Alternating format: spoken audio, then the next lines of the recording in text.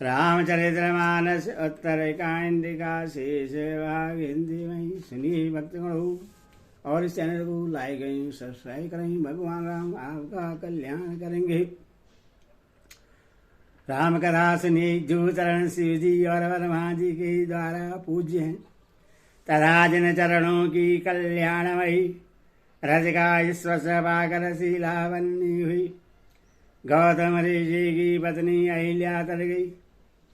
जिन चरणों के नक्शे मुनियों द्वारा वंदित त्रिलोकी को पवित्र करने वाली देव नदी गंगा जी निकली, और ध्वजा वज्र अंकुश और कमल इन चिन्हों से युक्त जिन चरणों में वन में फिरते समय काटे चुभ जाने से खड्डे पड़ गए हैं, खड्डे पड़ गए हैं। हे मुकुंद, हे राम, हे रमापति, हम आपके उन्हीं दोनों चरण कमलों को नित्य भजते रहते हैं।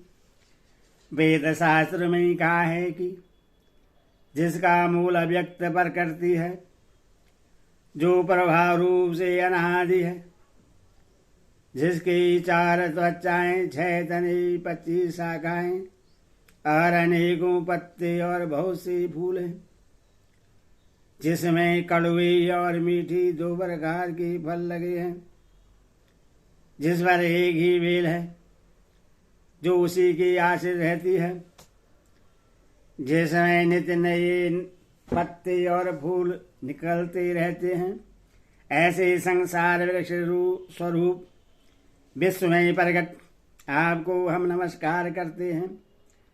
ब्रह्मा जनवाह अधीत है, केवल अनुभवों से जाना जाता है और मन से परे है।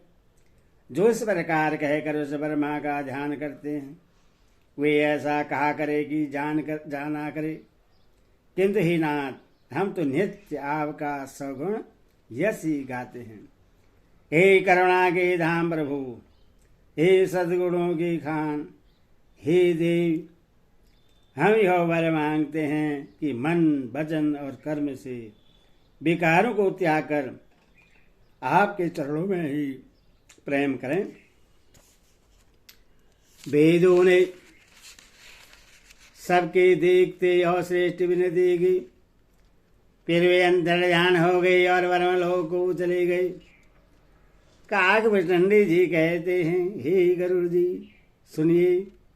तब शिव जी वहां आए जहां से रघुवीर थे, और गदगद वाणी से स्तुति करने लगे।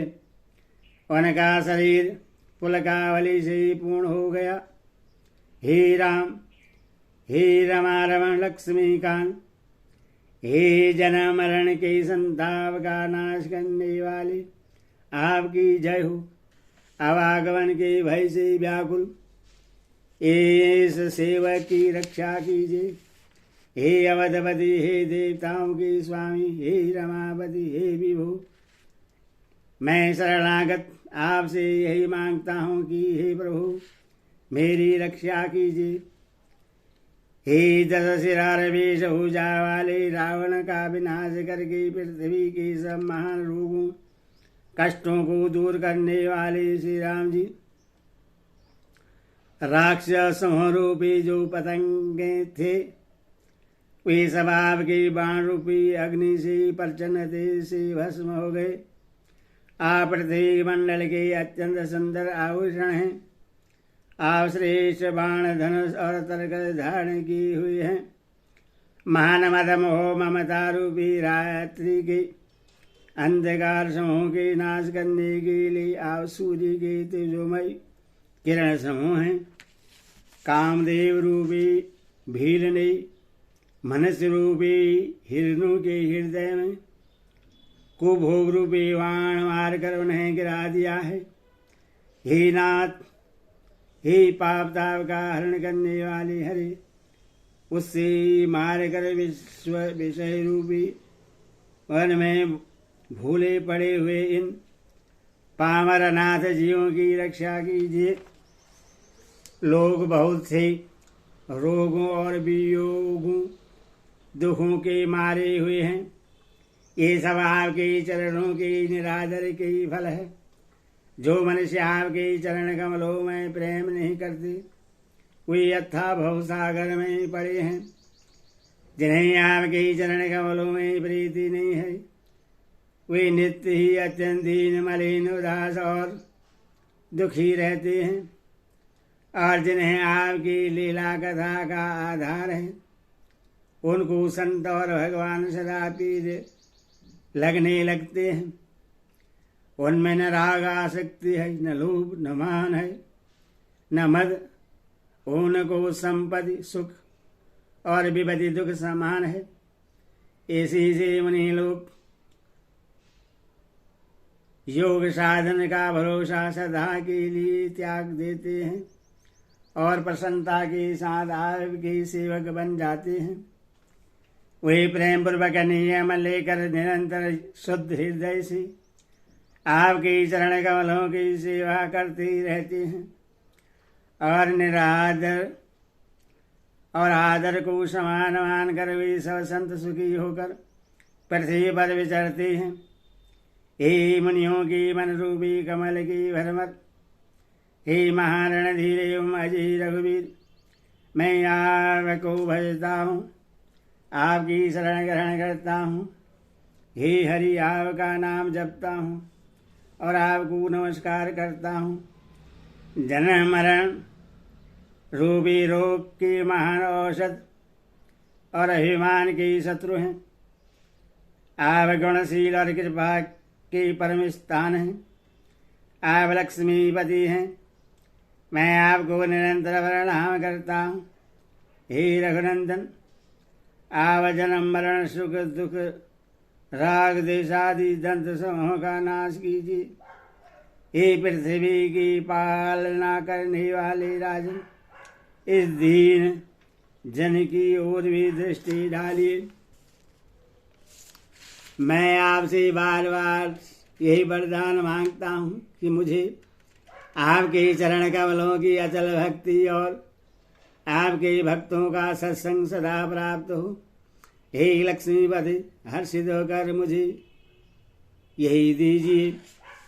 श्री रामचंद्र के गुणों का वर्णन करके उमापति महादेव जी हर्षित होकर कैलाश को चली गई। तब पर होने वानरों को सब प्रकार से सुख देने वाले डेरे दिलवाए। हे गरुड़ जी, सुनिए, यह कथा सबको पवित्र करने वाली है। दैहिक दैविक भौतिक तीनों प्रकार के तापों का और जन्म मृत्यु के भय का नाश करने वाली है।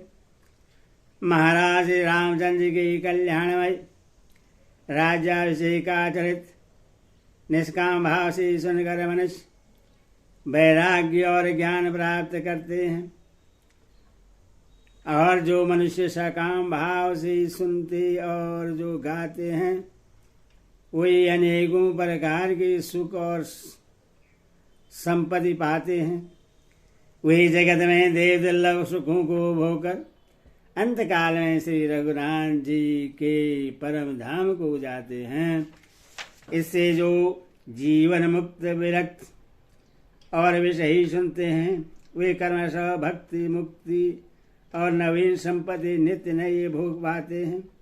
हे पक्षीराज गरुड़ जी, मैंने अपनी बुद्धि की पहुँच के अनुसार राम कथा वर्णन की है, जो जन्म मरण के भय और दुख को हरने वाली है। यह वैराग्य विवेक और भक्ति को दृढ़ करने वाली है और मोहरूपी नदी के पार करने के लिए सुंदर नाव है। अवधपुरी में नित्य नए मंगलोत्सव होते हैं। सभी वर्गों के लोग हर्षित रहते हैं। श्री राम जी के चरण कमलों में जिन्हें श्री शिव जी मुनिगण और हनुमान जी भी नमस्कार करते हैं, सबकी नित्य नवीन प्रीति है। विभुक्षों को बहुत प्रकार से वस्त्राभूषण पहनाए गए और ब्राह्मण ने नाना प्रकार के दान पाए। वानर सब ब्रह्मानंद में मग्न है। प्रभु के चरणों में सबका प्रेम है। उन्होंने दिन जाते जाने ही नहीं, और बाद ही बाद में 6 महीने बीत गए। उन लोगों को अपने घर भूल ही गए। जागृत तो बाद ही क्या, उन्हें स्वप्न में भी घर की सुध याद नहीं आती। जैसे संतों के मन में दूसरों से द्रोह करने की बात कभी नहीं आती। तब श्री रघुनाथ जी ने सब सखाओं को बुलाया, सबने आकर आदर सहित सिर नहाया। बड़े ही प्रेम से श्री राम जी ने उनको अपने पास बैठाया और भक्तों को सुख देने वाले कोमल वचन कहे, तुम लोगों ने मेरी बड़ी सेवा की है, मोह पर किस प्रकार तुम्हारी बड़ाई करूं। मेरे हित के लिए तुम लोगों ने घरों को तथा सब प्रकार के सुखों को त्याग दिया। इससे तुम मुझे अत्यंत ही प्रिय लग रहे हो। छोटे भाई, राज संपत्ति, जानकी, अपना शरीर, घर, कुटुंब और मित्र, ये सभी मुझे प्रिय हैं, परंतु तुम्हारे समान नहीं। मैं झूठ नहीं कहता, यह मेरा स्वभाव है। सेवक सभी को प्यारे लगते हैं, यह नीति नियम है। फिर मेरा तो दास पर स्वाभाविक ही विशेष प्रेम है। हे सखागण, हम सब लोग घर जाओ। हे सखागण, अब सब लोग घर जाओ। वहाँ दृढ़ नियम से मुझे भजते रहना। मुझे सदा सर्व व्यापक और सबका हित करने वाला जानकर अत्यंत प्रेम करना। प्रभु के वचन सुनकर सबके सब प्रेमग्न हो गए। हम कौन हैं और कहाँ हैं, यह देह की शुद्ध भी भूल गई। वे प्रभु के सामने हाथ जोड़कर टकटकी लगाए देखते ही रह गए। अत्यंत प्रेम के कारण कुछ कह नहीं सकते। प्रभु ने उनका अत्यंत प्रेम देखा, तब उन्हें अनेकों प्रकार से विशेष ज्ञान का उपदेश दिया। प्रभु के सम्मुख वे कुछ कह नहीं सकते, बार बार प्रभु के चरण कमलों को देखते हैं। तब प्रभु ने अनेकों रंगों के अनुपम और सुंदर गहने कपड़े मंगवाए। सबसे पहले भरत जी ने अपने हाथ से संवार कर सुग्रीव को वस्त्राभूषण पहनाए। फिर प्रभु की प्रेरणा से लक्ष्मण जी ने विभीषण जी को गहने कपड़े पहनाए, जो श्री रघुनाथ जी के मन को बहुत ही अच्छे लगे। अंगद भय ही रहे, वे अपनी जगह से हिले तक नहीं। उनका उत्कंठ प्रेम देखकर प्रभु ने उनको नहीं बुलाया। जामान और नीलादि सबको श्री रघुनाथ जी ने स्वयं भूषण वस्त्र पहनाए। वे सब अपने हृदयों में श्री रामचंद्र जी के रूप को धारण करके उनके चरणों में मस्तक नभाकर चले। तब अंगद उठाकर सिर नभाया। तब अंगद उठकर सिर नभाकर नेत्रों में जल भरकर हाथ जोड़कर अत्यंत विनम्र तथा मानव प्रेम के रस में डूबे हुए मधुर वचन बोले, हे सर्वज्ञ, हे कृपा और सुख के समुद्र, हे दीनों पर दया करने वाले, हे आर्तों के बंधु सुनिए। हे नाथ, मरते समय मेरे पिता बाली मुझे आपकी ही गोद में डाल गया था। बोले सियावर रामचंद्र की जय, बोले सीता माता की जय।